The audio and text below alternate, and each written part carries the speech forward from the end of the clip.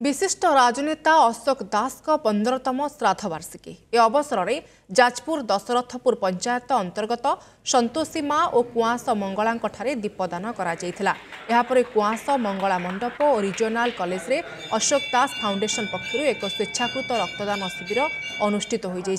शिविर को वरिष्ठ बीजेडी नेता कर्णाटक केशरी दास उद्घाटन करते अवसर में बीजेडी जिला सभापति सरोज महापात्र ब्लॉक अध्यक्ष दिगांबर मल्लिक ब्लॉक बीजेडी सभापति अजय कुमार महांती प्रमुख जोगदे ब्लॉकर समस्त जिला परिषद पंचायतर सरपंच समेत स्थानीय बहु वरिष्ठ नेता माने जोगदे रक्तदाता उत्साहित करते शिविर में मोट 300 यूनिट्रु अधिक रक्त संग्रह कर